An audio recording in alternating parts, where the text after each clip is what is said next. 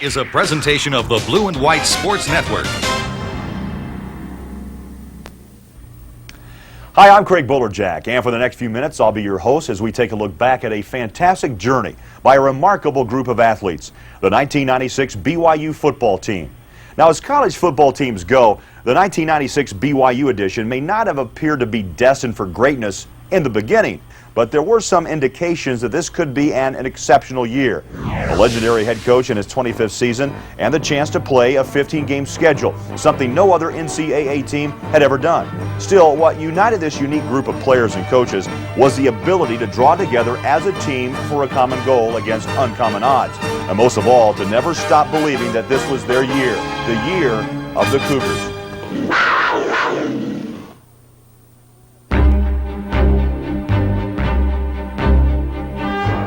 It began on a warm summer morning in August.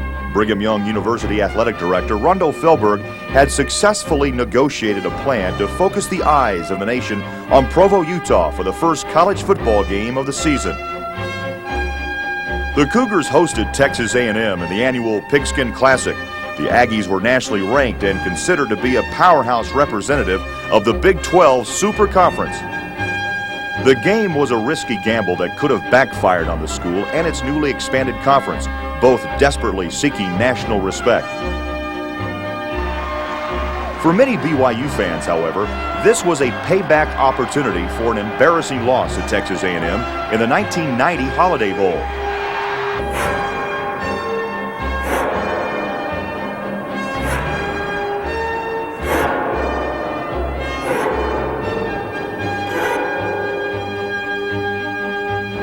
On the surface, the 1996 Cougars appeared to be a good football team with some solid weapons. Senior quarterback Steve Sarkisian had struggled at times during his junior year as a JC transfer, but there were flashes of brilliance from the stocky Californian who had bulked up and worked hard in the offseason. Steve worked hard during the offseason, had a very good spring practice, and could tell a noticeable difference in how he grasped the offense, how he'd take charge, things that he would do in the execution of the offense. And so we're excited about this fall and about Steve and about that position. Sark's high-powered passing attack did have a stellar arsenal of returning receivers as targets, plus what many considered the finest tight end tandem in the country.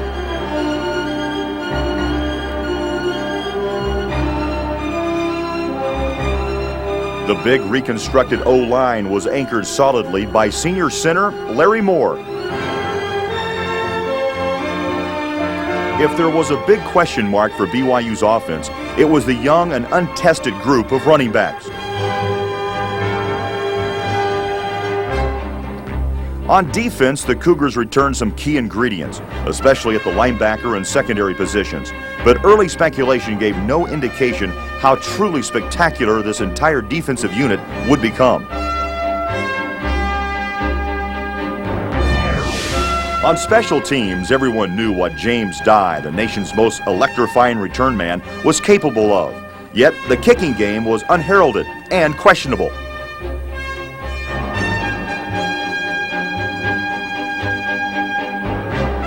Still, head coach LaVell Edwards and his staff sensed something unique and exceptional about this team.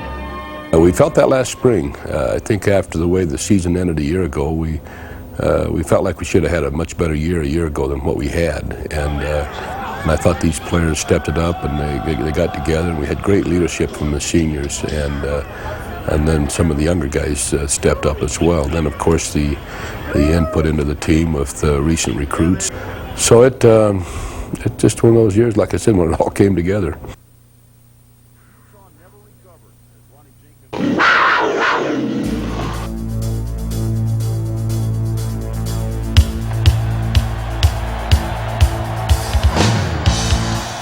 Entering the nationally televised game against Texas A&M, the Cougars hoped to slice through the Aggies' feared man-on-man wrecking crew defense with the surgical passing attack BYU is famous for. The game plan worked. Sarkisian came out red hot, firing for 6 touchdown passes, 536 yards, and an amazing 217.7 efficiency rating. The high-profile performance thrust Sark into early consideration for the Heisman Trophy.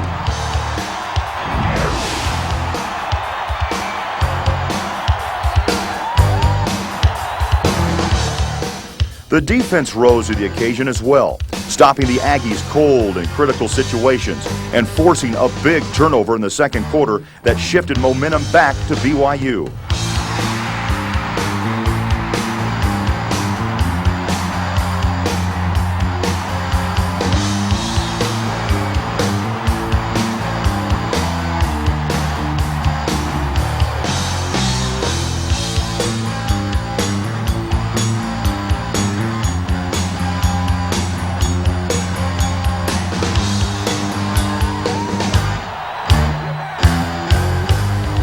A host of Cougars thrilled the crowd in the Classic, but the shining moment that set the tone for the season happened with just over 1 minute remaining in the game.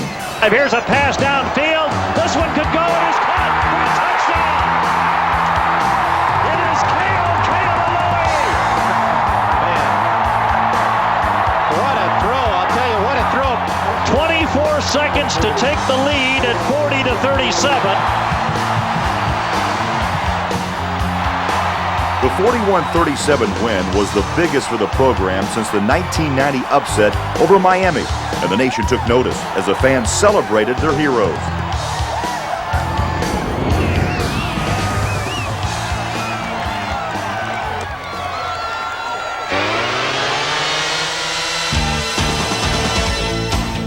Still basking in the glow of the big win over Texas A&M, the Cougars resolved to avoid a letdown against Arkansas State the following week.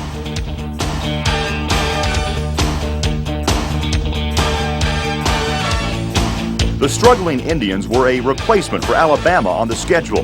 The Tide backed down at the Provo visit due to SEC commitments. It was probably a smart move. BYU used the game to tune up its new ground attack. Junior running back Dustin Johnson stepped into the spotlight, pounding the Indians for nearly 10 yards a carry.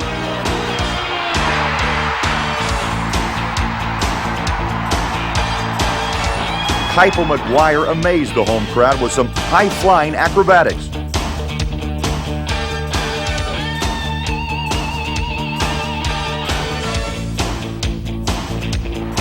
Over the middle. Oh, what a catch!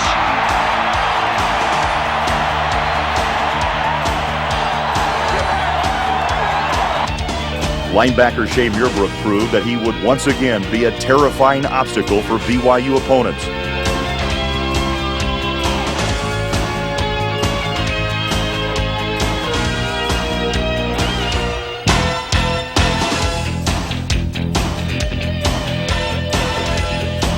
And senior Ethan Potchman demonstrated that the Cougar kicking department was off on the right foot with WAC Special Teams Player of the Week honors. The easy win over Arkansas State boosted the Cougars' sky-high confidence, a factor that may have contributed to disaster 2 weeks later. On a rainy day in Seattle, 14th-ranked BYU learned a difficult lesson. Few teams come away victorious from a home opener in Washington's Husky Stadium.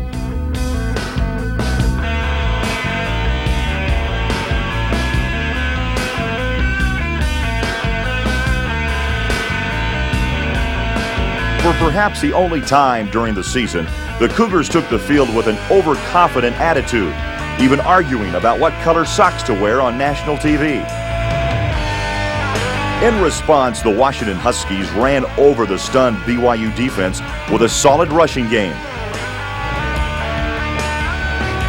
Then punished Sarkisian and the offense throughout 3 quarters with 8 sacks and a safety.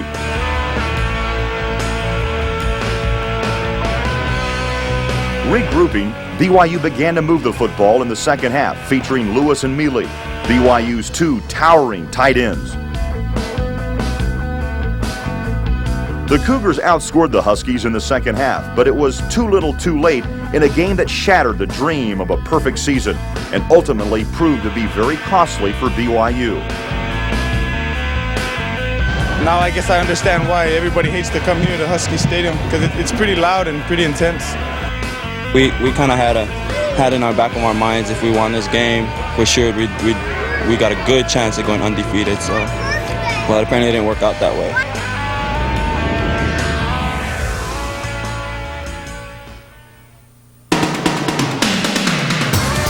Shocked and angry, BYU returned home to open WAC conference play against the New Mexico Lobos. Still trying to regroup from the Washington fiasco, the Cougars came out slow against the Lobos' swarming defense.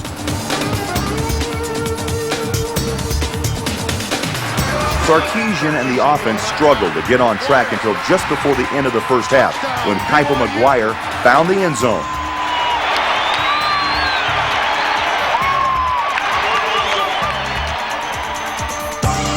In the second half, the Lobos capitalized on a Cougar miscue, and BYU was starting to consider the possibility of a second straight loss.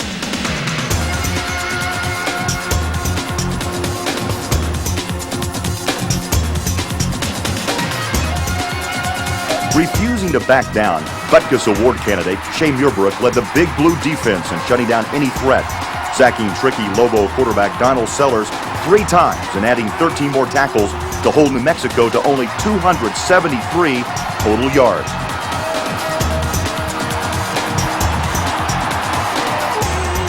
After a sustained drive, freshman Ronnie Jenkins answered any questions about the future of the Cougar ground attack. Sweep with Jenkins. Touchdown.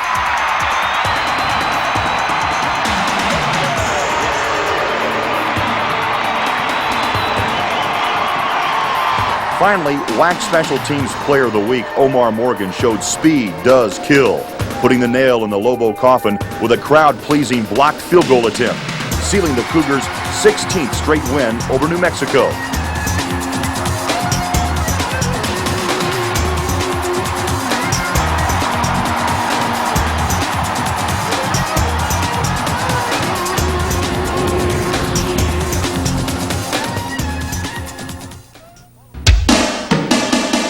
The following week, the Cougars hosted SMU for the first time since the Mustangs joined the newly expanded 16-team league. The meeting brought to mind some nostalgia for BYU fans. It was the first time the two teams faced each other since the legendary 1980 Miracle Bowl, when Jim McMahon made some magical history.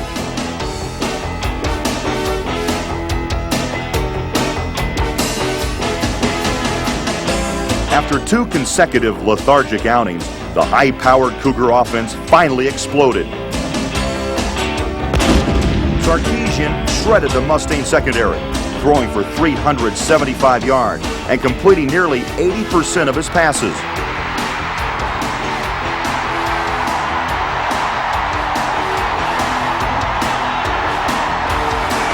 Big tight end Atulamili matched his jersey number with 88 yards on 6 receptions.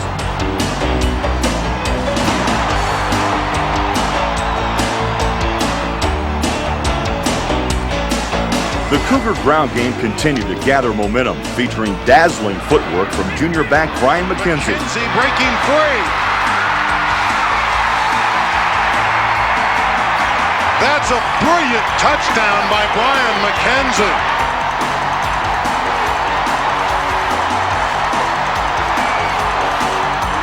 And a pair of touchdown scampers from rising star speedster Ronnie Jenkins.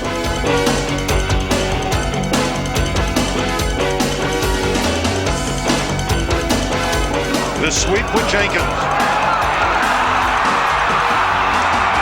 Touchdown, Ronnie Jenkins.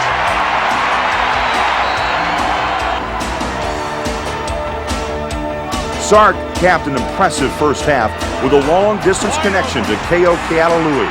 Kealalui. Touchdown, BYU.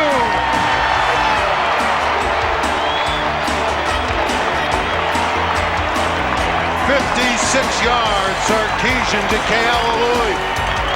And the Cougars have mounted a furious first half attack. While the offense took a breather in the second half, the BYU defense smothered the Mustangs. SMU's dangerous trigger man, Ramon Flanagan, went down 6 times.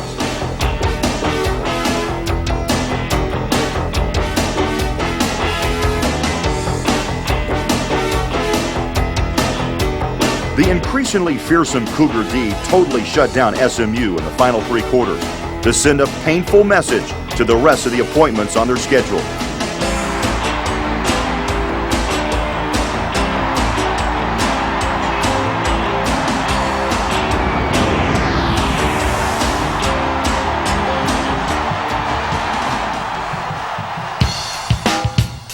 Taking a break from the WAC wars, the Cougars traveled to Logan, Utah on a Friday night to reignite the in-state rivalry with Utah State.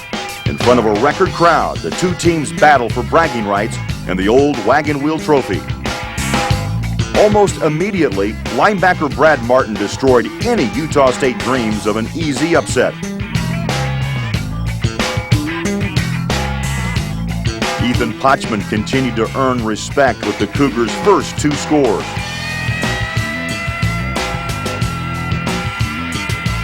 In the second quarter, BYU forced a Utah State fumble, a costly mistake that Shay Muirbrook made the Aggies pay dearly for.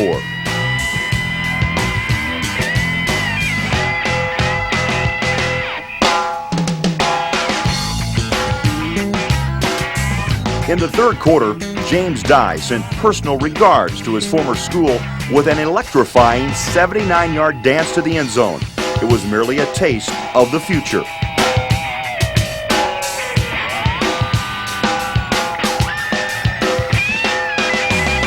The victory in hand, Steve Sarkisian took an early powder, allowing Kevin Federick to become the first true BYU freshman to throw a touchdown strike since Jim McMahon back in 1977. Ben Cahoon's grab slammed the door on the Aggies and gave LaVell Edwards a reason to smile with a big win over his alma mater.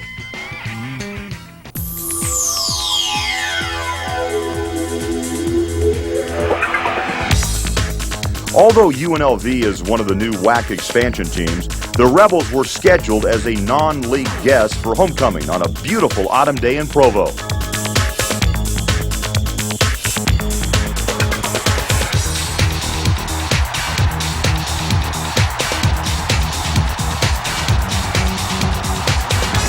The winless team from Vegas took some gambles and scared the Cougars early.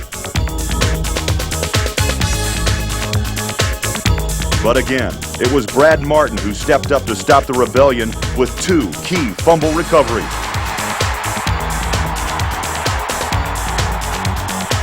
The BYU offense shifted into high gear in the second quarter, and the rout was on.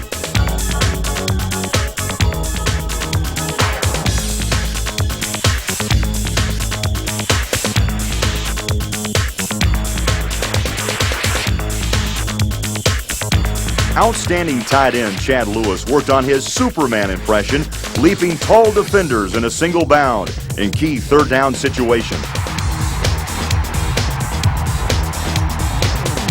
11 different Cougars hauled in receptions, including 2 touchdown grabs by Jenkins before halftime.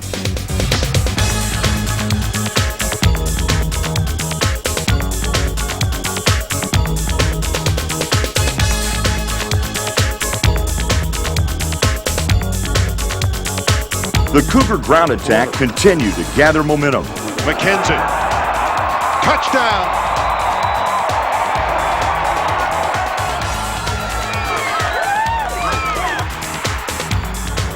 Sarkisian even got into the act with a touchdown scamper in the third. Coming back to the near side, has room. Dives to the pylon, and it's ruled a touchdown.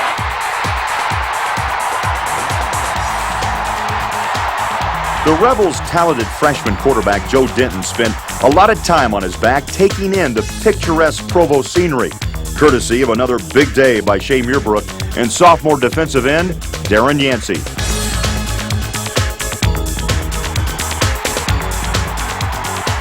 The homecoming crowd was treated to a preview of the future as sophomore quarterback Paul Shoemaker and some of the younger Cougars took the stage to wrap up the win.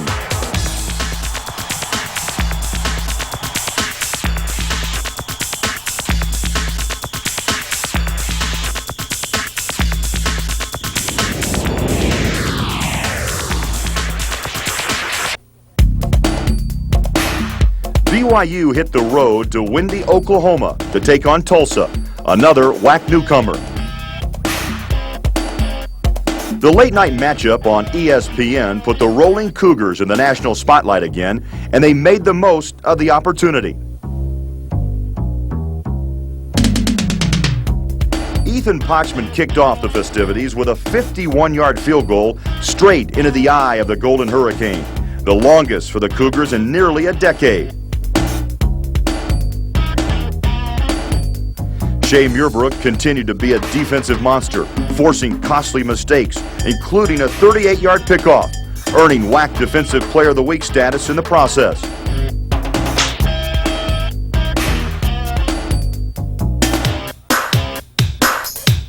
Behind a huge, steadily improving offensive line, BYU's new dynamic duo, Ronnie Jenkins and JC transfer Brian McKenzie, continue to develop an unusually formidable rushing threat for the Cougars. As far as the running attack was concerned, I thought the Tulsa game was it. I thought that really was when we started to utilize Ronnie Jenkins a little bit more. I think that he was more ready to play at that time. And then, of course, Brian McKenzie had been doing well all along, and we had gotten more into it as far as running the football, and I thought that really helped us.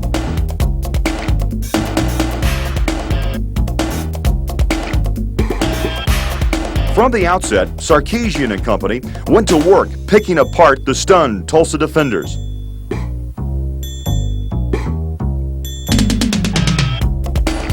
With some sleight of hand, Sark hooked up with Mealy on the opposite side of the field.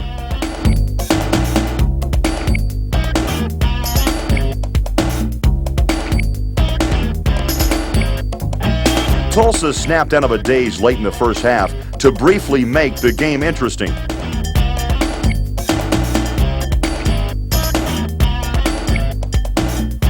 But in the third quarter, running back Mark Atuaya dashed Tulsa's comeback hopes.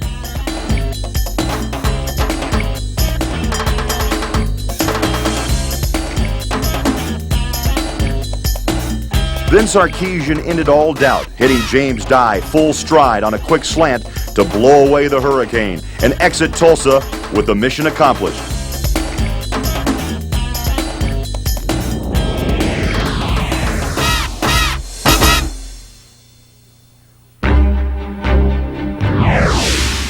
Celebrating his 25th season at BYU, LaVell Edwards has become one of the most successful and respected head coaches in the nation. The 8th winningest active coach in college football, 4th among current coaches, Edwards has guided the Cougars to 18 conference championships and 20 bowl appearances.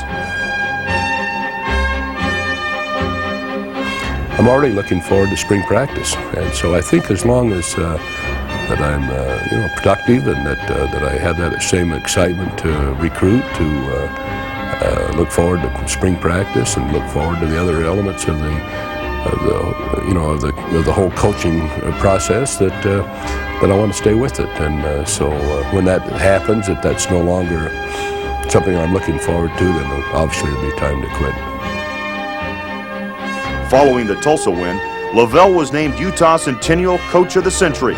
Later in the season, Edwards would also be honored as WAC Coach of the Year. 7-1, the Big Blue Roadshow stopped next in Fort Worth, Texas. Under former Heisman winner Pat Sullivan, the TCU Horned Frogs were hoping to make a big splash in the new WAC Mountain Division. The Cougars jumped on the Frogs early. Big Dustin Johnson powered into the end zone for his first career touchdown to draw first blood. Dustin Johnson goes 7 yards, and the Cougars strike first. The talented fullback would add a scoring pass reception later in the third quarter.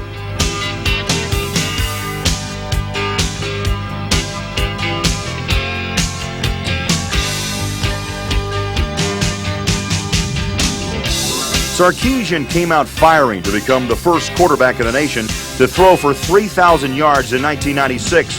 The senior gunslinger tossed 3 touchdowns, including a second quarter aerial to junior Ben Cahoon. Sarkisian, play action pass if he can find someone. Touchdown BYU, Ben Cahoon. And give credit to Steve Sarkisian. TCU botched a fake punt in the second quarter. Another problem. And BYU will take over again. A disastrous beginning to the second quarter for TCU. Sarkisian and Kealalui made the Frogs pay for the error. Touchdown, Kealalui.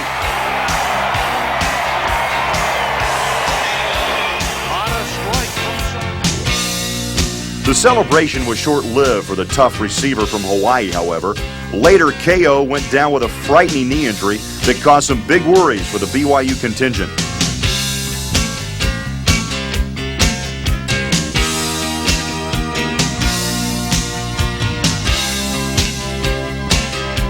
But it was the balanced Cougar ground attack that continued to prove deadly. Late in the first half, senior running back Mark Atuaia took the matter in hand and ruined the Texas school's homecoming party.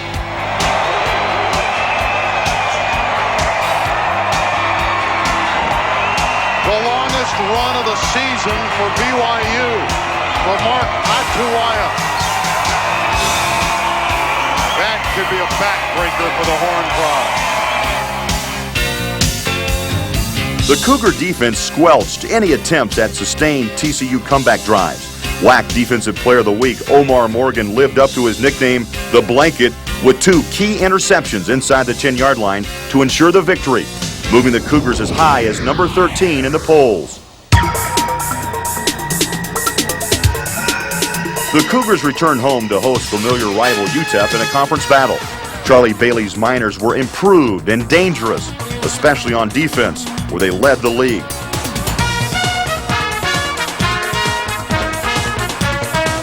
But it was the Cougar defense that stunned UTEP early, as safety Chris Ellison stepped up to earn the nod as WAC Defensive Player of the Week. Great time for Lil Jahir, but it's intercepted. Ellison is on his way. Chris Ellison. Touchdown, BYU.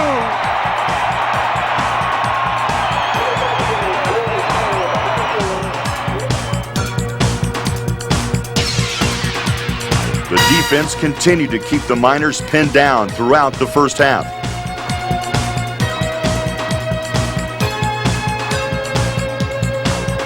While Brian McKenzie ran over, through, and around the frustrated UTEP defenders. Brian McKenzie, touchdown, BYU. Boy, the biggest hit on the play was when Ben Cahoon hit McKenzie in the end zone. Otherwise, he went untouched. With a 9-point lead at halftime, James Dye dropped back to receive the second half kickoff. Suddenly, the tiny speedster transformed the routine game into something magical. And this one will be returned by James Dye. Then James Dye bolts out of there. James Dye is on his way. James Dye is going to travel the distance. Touchdown, BYU. Dye's electrifying return tied school and stadium records and received the AT&T Long Distance Award for the 1996 season. Quite a way to begin the second half. Tight end Chad Lewis twisted the fork in the Miners with a key 4th down score. Sarkisian passing. Touchdown, BYU to Chad Lewis.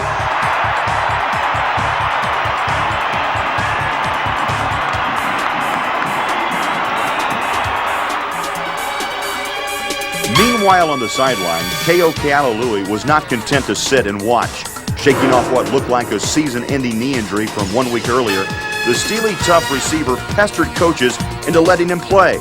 K.O. rewarded the staff's concession by hauling in 5 passes for 77 yards, including the final touchdown of the game.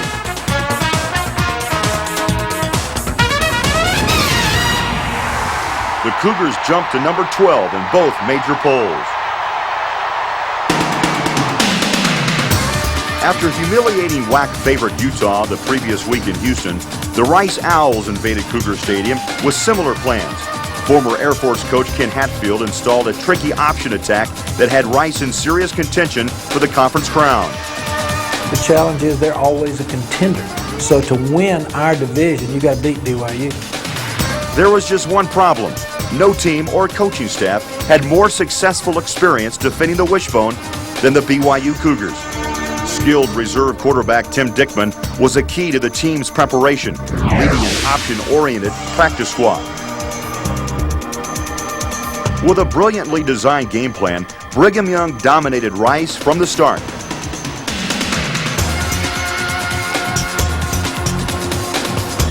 The defense was nothing short of spectacular, shutting down and stifling the Owls at every turn.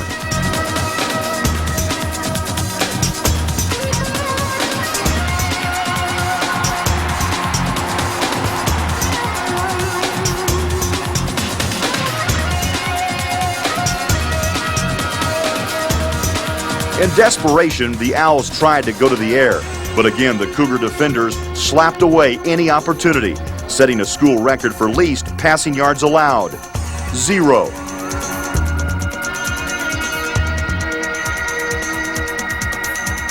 We played the wishbone pretty good over the years, but this was probably as good outing as we've ever had.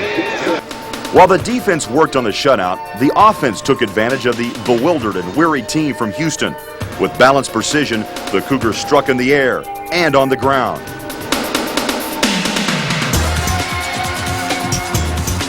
Dustin Johnson broke open a first quarter stalemate with an exclamation mark. Dustin Johnson. Touchdown, BYU.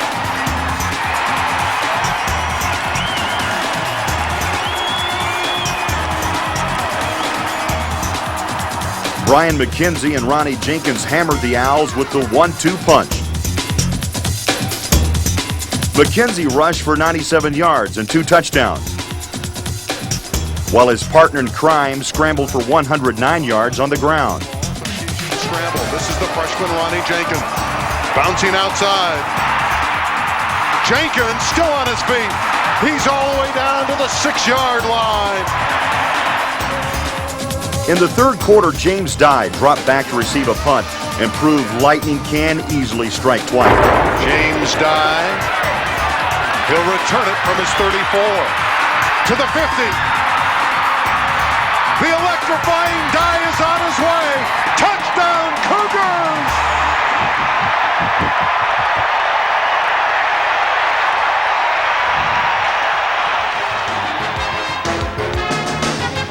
It was a perfect finale for the seniors in their final home game. The shutout victory provided a fitting showcase and tribute for some of the finest athletes to ever wear the Cougar blue.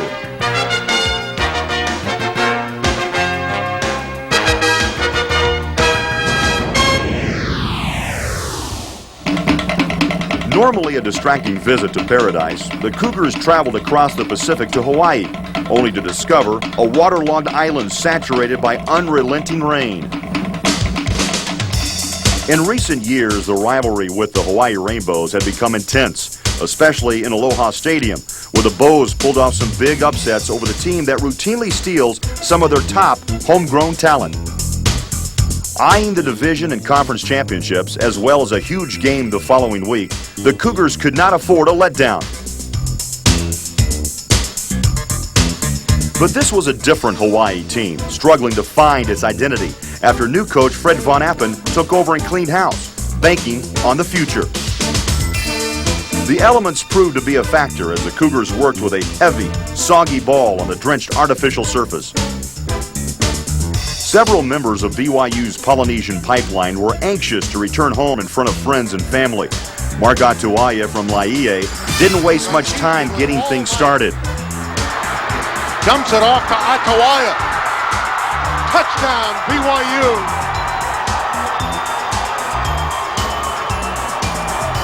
How about that? Welcome home for Mark Atuaia. Ronnie Jenkins reeled in a 12-yard scoring pass from Sarkisian as the Cougars established a trend against the Rainbows, scoring 14 points in 3 of the 4 quarters. Ethan Potchman became the Cougars' top season and career scorer in the kicking category, going 6 for 6 in PATs and adding a second quarter field goal to boost his season total to 96 points. Defensive tackle Henry Bloomfield got into the act and chalked up points for style, rumbling to the end zone with one of 2 fumble recoveries. Touchdown, BYU and Henry Bloomfield. He is not going to be denied on this play. He says when a defensive lineman smells the goal line this close, he's going to get in. The defense continued to slam the Rainbows without mercy.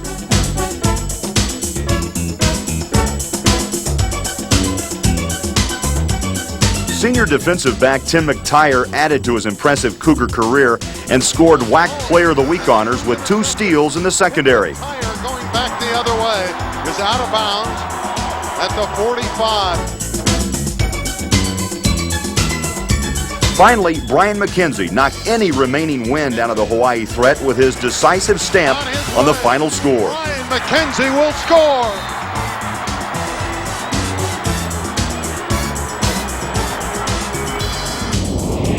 (11-1), the Cougars left Paradise looking at fairer skies and a big date with an arch rival. The next morning, they would crack the top 10. To say the rivalry between BYU and the University of Utah is heated is, of course, an understatement. Like most good rivalries, it's had one-sided cycles when a school must endure taunts and ridicule from the other. Once dominant, Utah became a punching bag for BYU in the LaVell Edwards era. Tired of the abuse, Utah fans delighted in returning more than a decade of pin-up frustration when their beloved Utes toppled the despicable team in blue 3 years in a row. The last in 1995 cost the Cougars a bowl berth and the outright conference championship.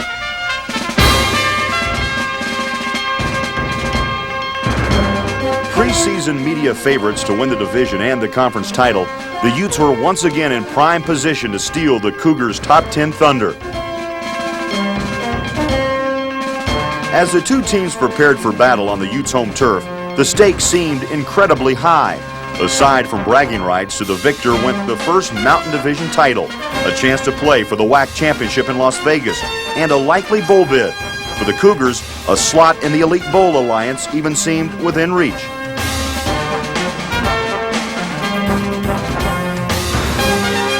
With so much on the line, the Cougars devised a startling game plan that completely took the Utes by surprise.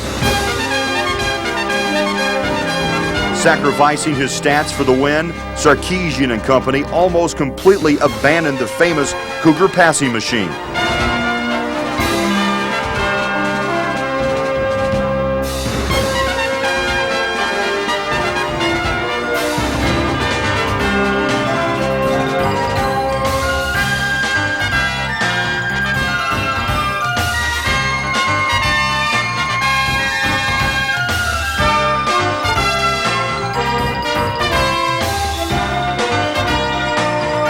Instead, BYU took aim and fired their newfound rushing weapons straight at the heart of the stunned Ute defense.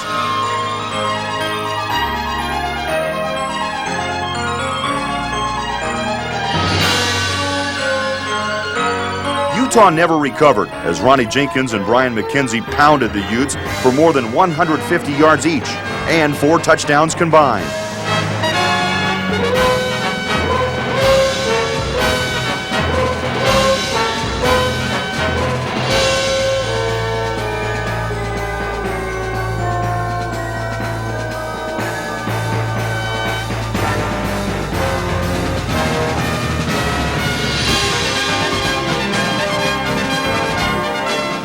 Even Utah's own highly touted rushing game never got on track, as Shay Muirbrook and a motivated BYU defense all but stopped mammoth running back Chris Fuamatu Ma'afala dead in his tracks.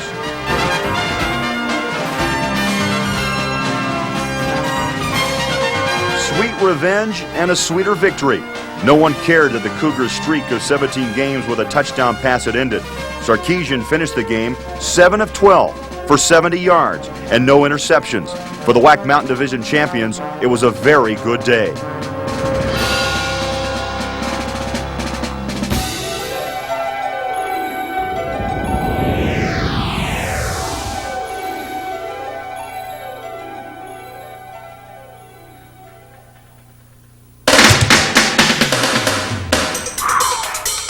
The new Western Athletic Conference boasted 16 teams spread over 9 states, 4,000 miles, in 5 time zones.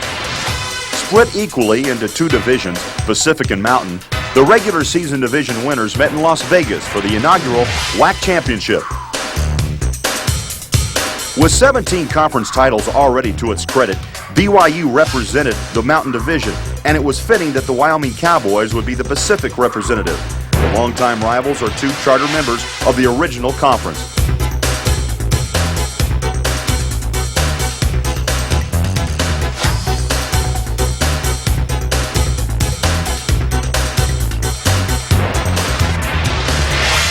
In celebration, the WAC and the city of Las Vegas rolled out the red carpet with pregame festivities fit for a bowl game.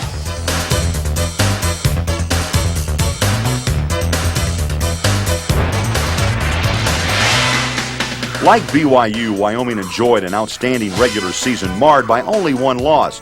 With an explosive offense led by senior quarterback Josh Walworth and sensational receiver Marcus Harris, the Cowboys felt they had something to prove. Sensitive to the media buzz that the conference would benefit more from a Cougar win and a possible alliance invitation. Everybody involved with the WAC would like to see BYU win, just because, you know, the notoriety for the conference and for the university themselves. But you know, we're just here. You know, we're the Cowboys, and we're not the Cougars, and we're not BYU this, we're not BYU that. We're Wyoming Cowboys, and we're 10-1. You know, they're 11-1. We're here to play. You know, it's we'll see who wins tomorrow. It's just coming down to that. You know, talk's about over. On game day, more than 41,000 Rockers fans and a national television audience converged on sold-out Sam Boyd Stadium.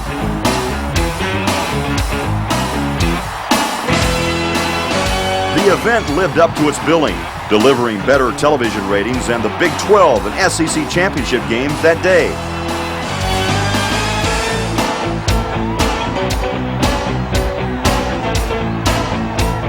From the beginning, the Cougars and Cowboys stood toe-to-toe, trading big punches for 4 quarters.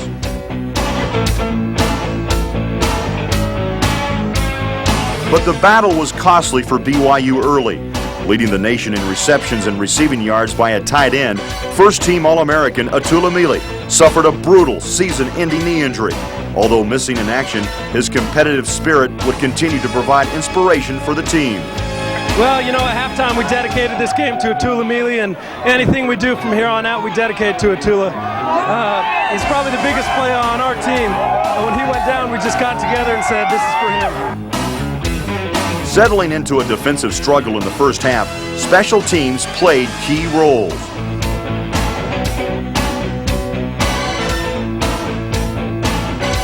Punter Alan Boardman had been rock solid for the Cougars all season. The skilled senior kept the Cowboys pinned down, booming 6 kicks, averaging 53 yards apiece.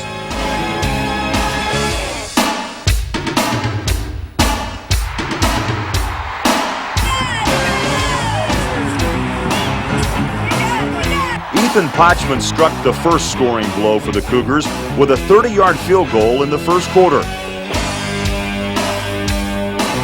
And another 47-yarder just before the half. Brian McKenzie put the Cougar ground game on track, and BYU enjoyed a 13-zip halftime lead. Touchdown, Brian McKenzie! In the second half, the momentum swung dramatically over to Wyoming as the Cowboys scored 17 unanswered points to move ahead.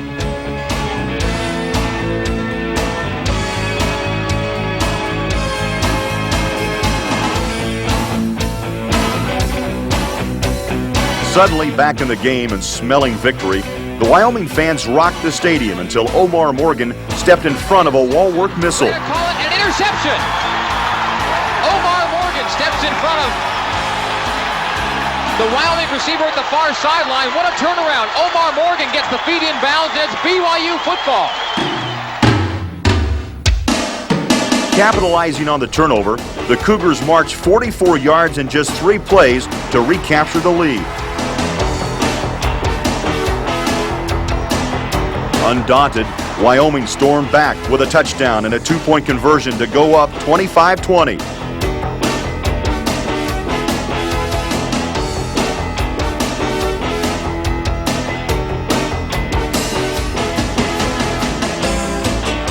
The Cougars drove down to the Wyoming 2 before stalling and giving up the ball on downs.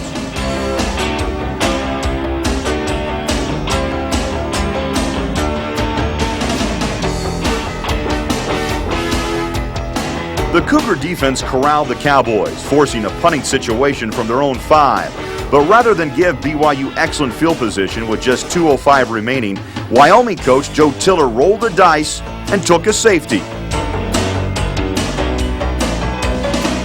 In a town where luck is fickle, the risky gamble proved costly.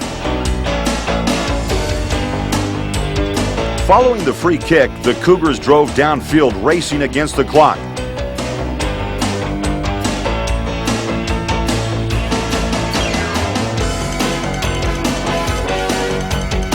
With only 4 seconds remaining in regulation, Marcotte Tuaya made a sensational one-handed grab to keep BYU alive, while Kaipo McGuire desperately tried to signal for a timeout. The play set up a 20-yard attempt by Ethan Pachman to deadlock the game as time ran out. Is down. The kick is up. It is good. We are going to overtime, tied at 25. Wow.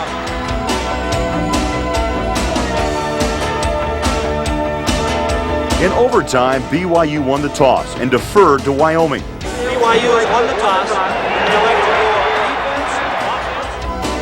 The Cowboys sputtered and stalled, giving the ball over to the Cougars and setting up Ethan Pachman for one of the most dramatic and heroic moments of this or any season. From Mercer Island, Washington, the senior, the only year you're going to see him. The snap is back, it is down, it is up, and it is good! BYU wins the WAC! The BYU Cougars are Western Athletic Conference champions! The Cougars have won the WAC! The ensuing celebration was as historic as the championship win. I've dreamed about this. I would have been happy just to win the game, but if it comes down to this and I get to do it, it's a memory that I'll never forget. Certainly the Wyoming game is one of the real exciting endings I've ever been involved in. 13-1 and ranked number 5, BYU and its conference firmly believed the Cougars had earned the right to play in the $8 million Fiesta Bowl as part of the Bowl Alliance. But the sheepish Alliance Committee finally snubbed BYU and outraged the nation, casting serious doubts about the integrity of the selection process. Texas Longhorns to our upcoming game. Well, we've had a proposal on the table to the Alliance for 6 weeks, and they have promised that they are going to get back to us on it, and we're confident that they will. As early as next week, we will hopefully sit down and negotiate and bargain with the Alliance to have access next year. The minimum ranking is what we're after right now. As a result, the Cougars gladly accepted an invitation to play for the first time on New Year's Day, hosting Kansas State in the 61st Annual Cotton Bowl Classic.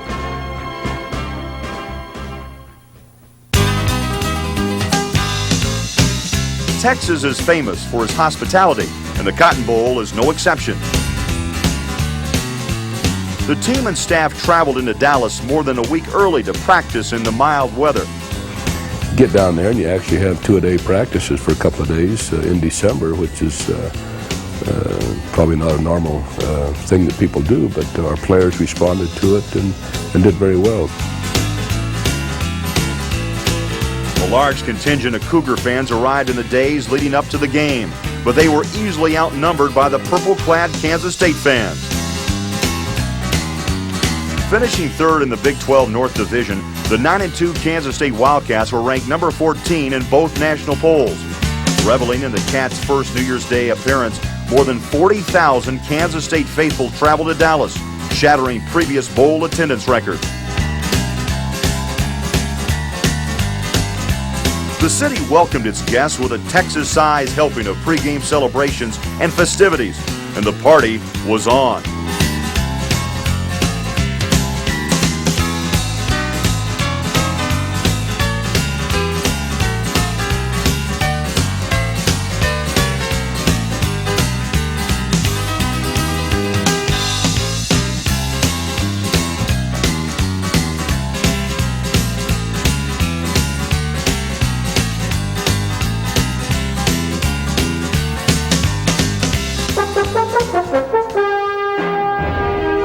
first day of 1997 dawned clear and warm in Dallas. The Cougars arrived at the famous landmark, still searching for respect. Even with their record and ranking, the home team in blue was considered the underdog. As the stadium slowly filled with a noticeable purple haze, the Cougars took the field and contemplated their place in history.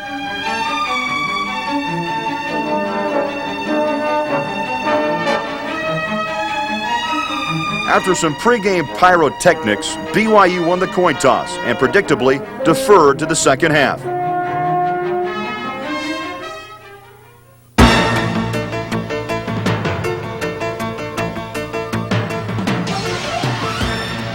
Then the Cougar defense created some of its own fireworks, causing chaos for Kansas State's offense, holding the Cats at just 29 yards in the first quarter and drawing first blood as Muirbrook tagged quarterback Brian Cavanaugh for 2 points.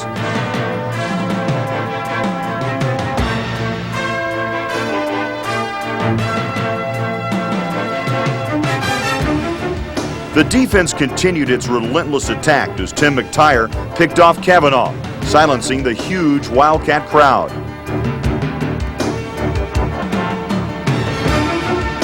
The Cougars were able to move the football early, but had to settle for 3 points from Potchman late in the first.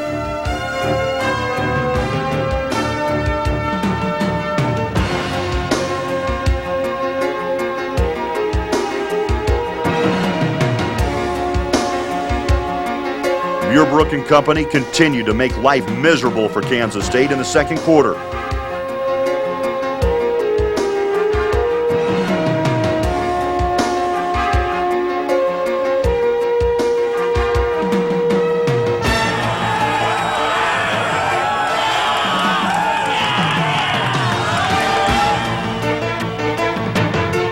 With just seconds left in the half, Cavanaugh heaved a desperation Hail Mary that somehow found Andre Anderson in the end zone with no time remaining.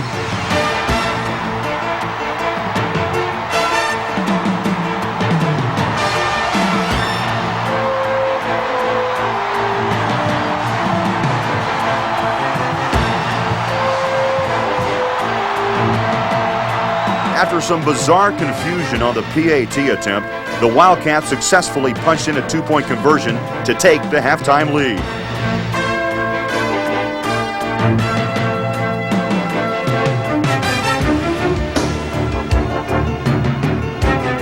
In the locker room, the BYU coaching staff told the players not to worry about the score. Praising the first half performance, LaVell Edwards reminded his team they had been here before. LaVell said at halftime, this team has come too far to not do it now. And if we simply hang in there and don't lose our composure, we're going to win this game. And that's what he said at halftime. The late Hail Mary did seem to give the Wildcats new life. In the second half, Cavanaugh and his team settled down and struck pay dirt on their first possession, firing up the biased crowd.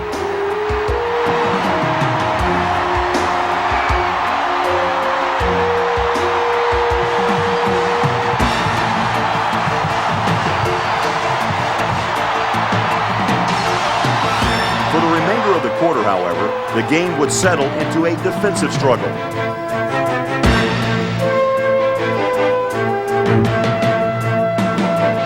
The BYU scoring machine came alive again in the fourth. Sarkisian capped a 4-play drive by finding James Dye streaking towards the end zone. Snap comes back to Sarkisian. He fires long and deep for James Dye. He's got it and he scores! James Dye, touchdown!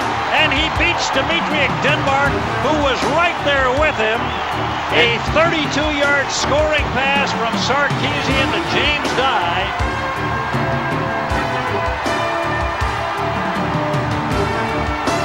Kansas State tried to counter, but the Cougar defense rose up again to shut down the threat, led by Henry Bloomfield. And Shay Muirbrook, who would be named the Defensive Player of the game.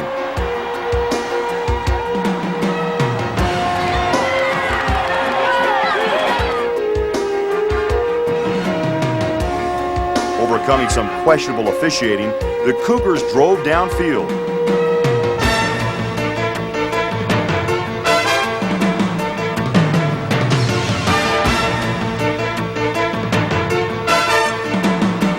On the fourth play of the drive, Sarkisian fired a pass to Kaipo McGuire, who may never remember the remainder of the game, losing his helmet from a vicious shot.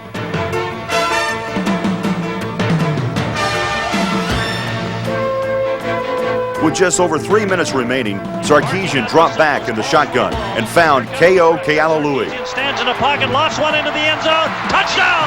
K.O. Kealalui.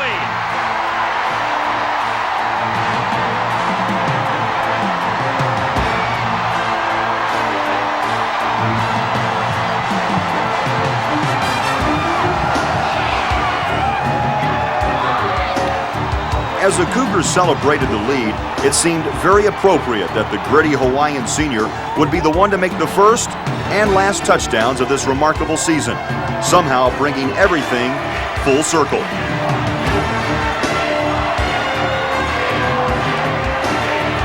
The trash-talking Wildcats were not quite ready to throw in the towel. Kavanaugh and company established one last drive that marched all the way to BYU's 22-yard line until Tim McTire denied a coffin corner touchdown.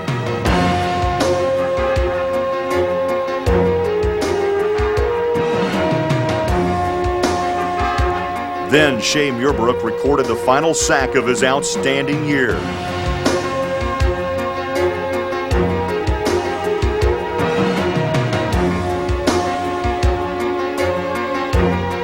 Kansas State moved to the BYU 12, and with just under a minute left, Kavanaugh dropped back to pass while defensive back Omar Morgan positioned himself for what BYU fans will always refer to simply as the pick. 1st and 10 at the 12-yard line. Here's a throw, and it is intercepted by Omar Morgan at the 1-yard line. Omar Morgan may have won the game for BYU. The Cougar faithful in the Cotton Bowl may have been outnumbered, but suddenly the entire nation could hear them roar.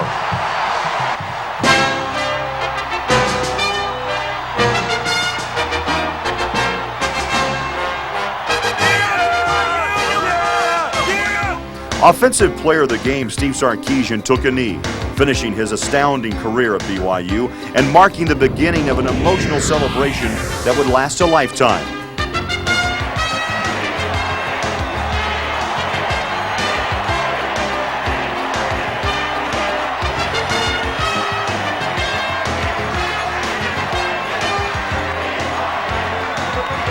(14-1), ranked 5th in the nation, the first team in history to play 15 games. The honors and accolades poured in.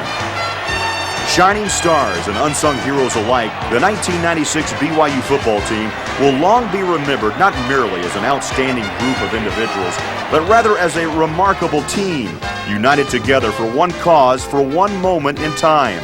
A moment that will always be remembered as the year of the Cougars.